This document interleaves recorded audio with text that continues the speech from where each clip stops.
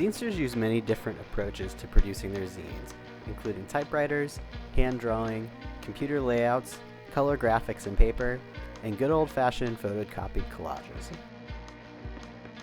Today I'm going to show you how to use a traditional cut and paste method to make a finished flat copy of your zine, also called a flat, that's ready to hit the photocopier. For this lesson, you'll need scissors or something to cut with, glue, preferably a glue stick, and you might want a pen or marker or some other art supplies like stamps or paper that you can cut up. So right now we're going to walk through the process of turning our writing, which is here, I've printed it out, into a zine. So right here I've got a blank copy of that 1/16 size zine that I made, and it's all ready folded up in a booklet just like in lesson 1. So we're going to take this little booklet and this text here and turn it into what's called a zine flat. And a flat is just like a flat piece of paper with everything glued to it that's all ready to go on the photocopier. Now, you don't have to actually make copies of your zine if you don't want to, but I want to at least walk you through the process of doing it so that if you do want to photocopy your zine and share it out with the world, then you will know what to do. Before we get started with that, I have a couple of tips if you're thinking about photocopying. So when you're making a zine flat, and when you're working with a photocopier is going to cut off pretty much everything that's about 1/4 inch from the edge of the paper. So when you're gluing things down, when you're making a flat, anytime that you're close to the edge of the piece of paper, like right here would be an edge, you want to not put anything too crucial right up close to the edge because it'll probably get lost in the copying process. So we're going to keep all of our crucial text in the middle of the booklet so that everything can be read. And I would also recommend that even if you are on an edge that's kind of on the interior part of the paper, that you not get too close to it because there's always going to be a little bit of room for error when you're folding a bunch of different copies. So again, I like to keep everything that's really important in the center of the page where it definitely will not get cut off. So I've also, again, got my printed out text here. You can also handwrite it. You could do it on a typewriter. You could do it with stamps. I don't really trust my handwriting, so I like to print it out on a piece of paper, but that's optional. I've also got my scissors. I've got my favorite purple glue stick. It's purple on the inside. And then I've got here a stack of old envelopes from junk mail. Now the cool thing about envelopes from junk mail is that they've got a lot of different patterns on the inside. So there's this one that's got a really cool kind of square pattern. This one has got like, I don't even know what you would call that, but all of them have really different patterns, and so they make really good backgrounds for zine text because they have a really kind of high contrast design to them. And when you're copying black and white, high contrast is the way to go. If you get too fancy and too detailed with shading and different colors and things like that, it sometimes doesn't translate really well when you're putting it on the photocopier. So the first thing I'm going to do is I think I'm just going to take this really kind of sweet and scrappy. Sometimes I spend a lot of time figuring out the exact right art and things to put in the background, but I think for right now I'm just going to go at it a little bit randomly because sometimes I find that taking a random approach gives you results that you might not have thought of in the first place, but that can end up being really cool. Okay, so I cut out a bunch of little pieces from the privacy envelopes, and I also unfolded my kind of blank zine here. And I don't always do this, but for this tiny little zine, I think I'm going to just glue these little bits down at random just to see what happens when I put them there. So I'm going to be a little bit careful of the folds because if I paste something over the fold, it's going to be hard to fold it when I put it back together, which is what I'm going to do, I think, when I get to the text part of this. So I'm just going to go ahead and grab some of these. Now, I've got my other secret weapon, which is another old junk mail envelope, and I'm going to put that down here and use it when I glue stuff, because otherwise I get glue all over my mat and all over the desk and it's gross. And when you're working with paper, you definitely do not want glue all over your workspace, because the thing that you're working on will then get glued to your desk, which is sometimes a big problem. So now I'm just going to glue this with this beautiful purple glue.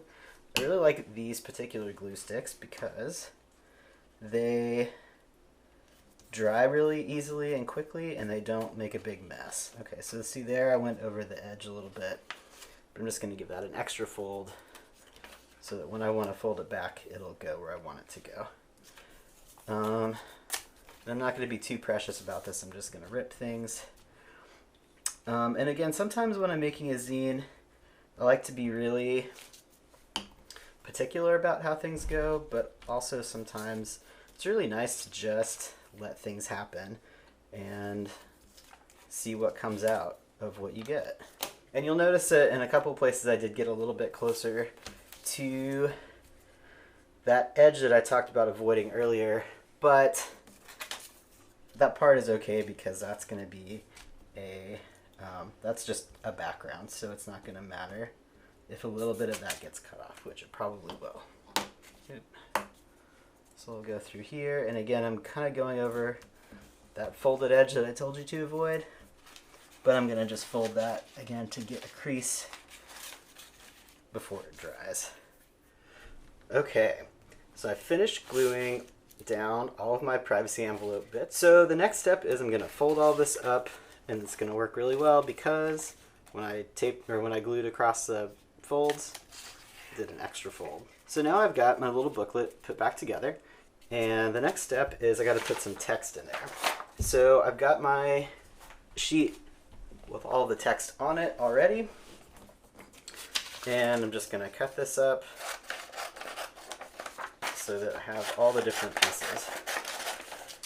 So you'll notice that from the last time, I made a list of 14 things that I miss from pre-pandemic, since I have 14 pages total in this, minus the cover and the back cover. So I ended up titling it 14 from before, and that's going to be my cover for my, that'll be my cover. And then I put my Instagram name, paper cushion on it. I'm going to put that one on the back so that if people want to find me, they can. From there, now I've just got my 14 list items. And you'll notice that I really cut down the text a lot from before. And I decided to add an extra challenge to myself to make each thing only 3 words.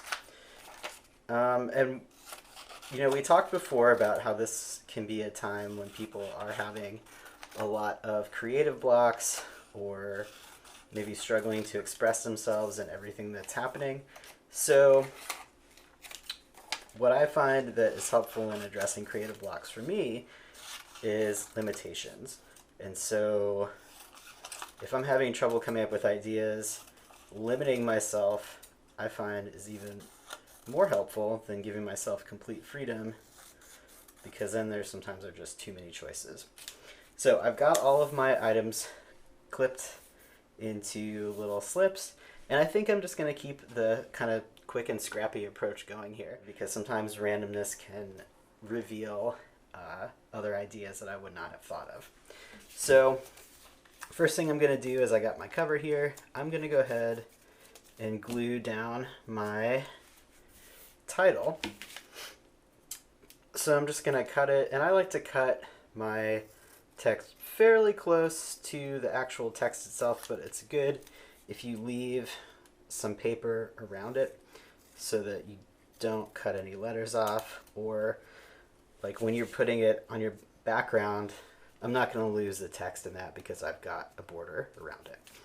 So the other thing to do if you like to print yours out is leave a lot of space on the page between the lines and between the words, so you can get your scissors in there. Sometimes an X-Acto knife is really helpful for this too. So I'm just going to cut my words out, and arrange them where I want them. Got my trusty glue stick, and I'm going to just apply a little bit of glue on the back. Favorite purple glue stick. And just stick them down. And then I'm going to go through the rest of the zine just like this and just glue it down the exact way that I would if I were reading it. And now I've got this completed zine, and really the way that we're going to make our flat for the copy machine is to unfold the whole thing like so, and then just lay it out flat. So this is what it's actually going to look like when it goes on the copier. And if I were actually going to take this to the copier right now, I would probably get some like scotch tape, some clear tape, and tape all of these seams so that when I put it on the copier, it'll lay flat. Sometimes like something will get caught in the copier and then you make photocopies and there's a big chunk out of it. So taping it will make it nice and clean. But in the meantime, here's our finished flat.